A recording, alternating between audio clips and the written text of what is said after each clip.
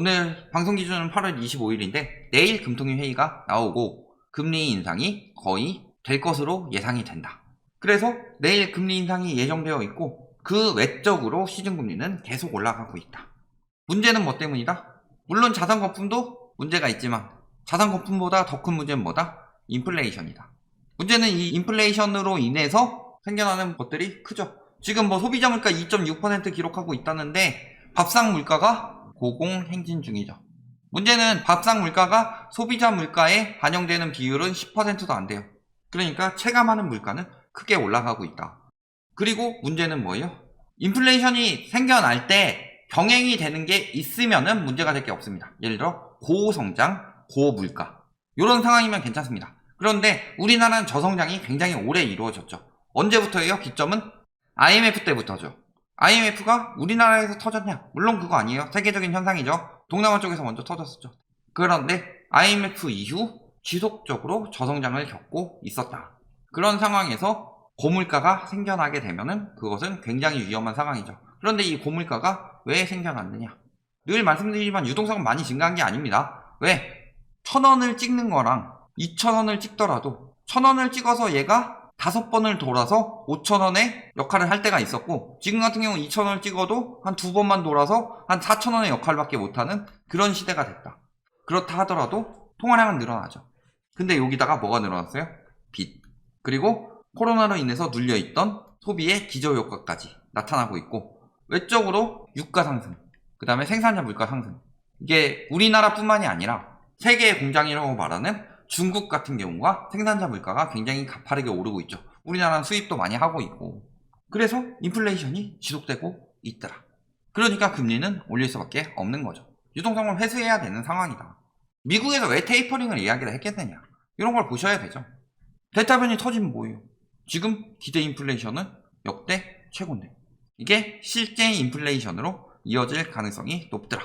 그러면서 물가, 외식비, 김밥 26%, 냉면 20%다 오르고 있다라는 거죠. 고물가는 유동성 잔치를 끝내야 한다는 신호다. 즉 물가가 높으면 뭐다? 화폐가치 하락. 그런데 화폐가치 하락으로 자산가치가 오른다고 한대요. 화폐가치가 하락하면 자산가치가 올라가는 건 맞아요. 원래는 일반적인 상황이라면. 그런데 지금은 화폐가치가 뭐 때문에 하락했느냐? 이게 소득 증대로 인해서 화폐가치가 하락하게 됐다. 그렇다면 자산가치가 상승되는 게 맞죠. 그런데 지금 화폐가치 하락은 뭐 때문이에요? 오로지 빚 때문이다. 그래서 경기는 침체되는데 물가만 계속 올라간다. 즉 이때는 어떤 인플레이션이 일어난다? 수요 견인 인플레이션이 일어난다. 그렇다면은 수요 견인 인플레이션이라면 자산가치 상승이 맞죠. 이거 뭐 부동산에 지금 뭐 매수 우위 지수, 뭐 매매 수급 지수 높아집니다. 떨어졌을 때 말도 안 하고 떨어졌죠 최근에. 그리고 그 수요를 말하는 게 아니라 진짜 수요 견인은 뭐다? 그냥 수요가 늘어났다 이게 아니라 소득 증대에 따른 소비 증대, 이것이 일어났을 때 나타나는 인플레이션, 이것이 수요 견인 인플레이션이고 고성장과 고물가가 동시에 일어나기 때문에 이때는 자산가치 상승이 일어날 수 있다. 그런데 빚으로 나타낸다는 건 어떤 거예요? 지금 어떤 상황이에요? 경제 위기죠. 경제 위기가 지금 2년 6개월 정도 됐죠. 미중 무역 전쟁부터 시작해 보면. 그렇다면은 이 긴 경제 위기 동안에 뭘 한 거예요? 빚을 내도록 만들어서 요걸 가지고 유동성을 늘려서 자산 가치가 올라갈 수 있겠느냐? 올라갈 수는 있죠. 그런데 문제는 뭐예요? 화폐 가치 하락으로 물가가 올라가서 여기서 금리가 올라가게 된다면 빚을 내는 사람은 줄어든다. 즉 수요는 줄어든다는 거죠. 갚을 여력 떨어지는 사람도 늘어난다. 그렇다면 이 사람들은 자산을 처분해야 되죠. 그러니까 공급은 늘어나는 거죠. 그런데 계속 공급 부족, 수요 넘친다. 이런 이야기만 하고 있다. 심지어 만국경제에서는 뭐라 그래요? 동결 전망 우세하다.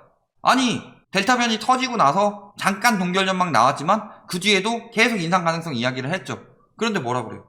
동결할 것이다. 지금이라도 사라. 계속 이런 이야기 언제까지 하고 있어요? 오늘까지. 내일 발표인데도 오늘까지 보도를 하고 있다. 그러면서 동결한다. 우세하다.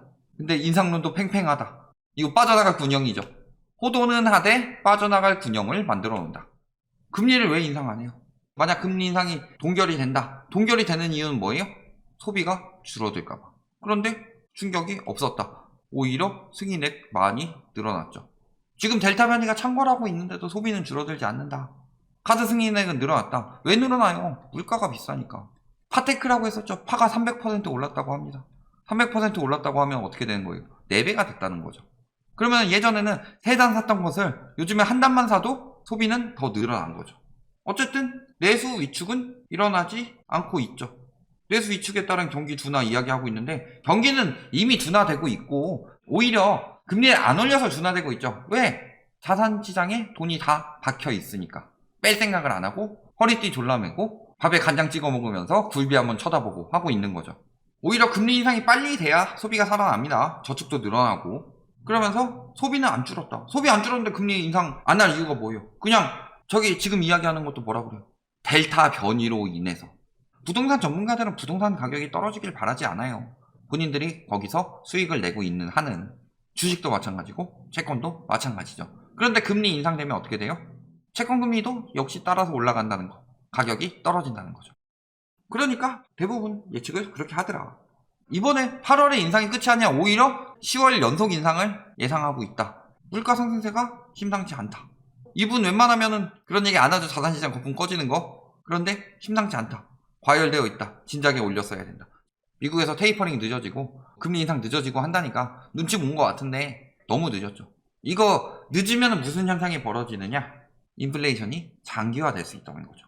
그러면은 인플레이션이 장기화된다는 건 지속적인 금리 인상을 예고하는 것이다. 그래서 뭐라 그래요?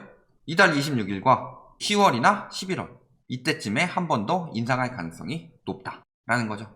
외국의 한 예측 업체에서는 내년에 기준금리를 2%까지 올린다고 합니다. 사실은 2% 이상 올려야 되는 상황이고 지금 3, 4%는 돼야 집값 하락한다. 금리 하반기도 오른다. 누구한테 조사했어요? 중개업소와 일반 가구.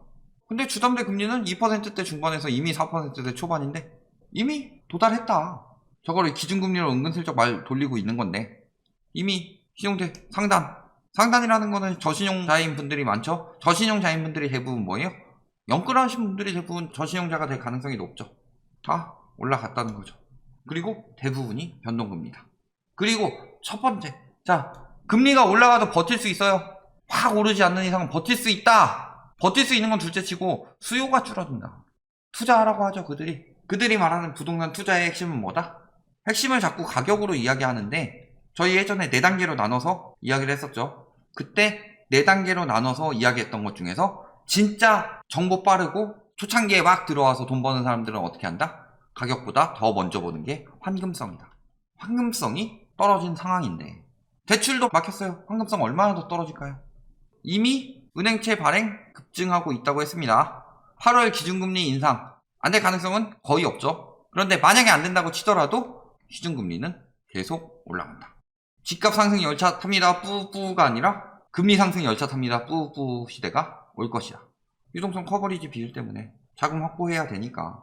이미 시중금리는 19년도에 기준금리가 1.75% 있던 그 시대 수준인데 기준금리랑 별개로 시중금리는 계속 올라갈 수밖에 없다는 거죠. 투기 수요 억제하는 거 계속 나왔고 8.1 대책 나왔을 때도 어때요? 7.10 대책 이야기했을 때 자, 양도소득세 강화는 투기적 목적의 수요 억제 효과가 가장 크다 이런 이야기 하고 있고 DSR 적용되고 있고 DSR 규제 강화 시기 앞당긴다고 그랬죠. 그리고 유동성 유입 막는다. 주담대는 막을 수는 없죠.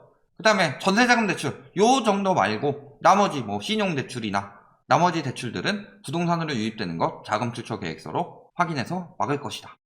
그리고 공급도 오늘 뭐 대책 나왔고 자 주담대 전세 마통 해서 도미노가 여기서 끝나냐?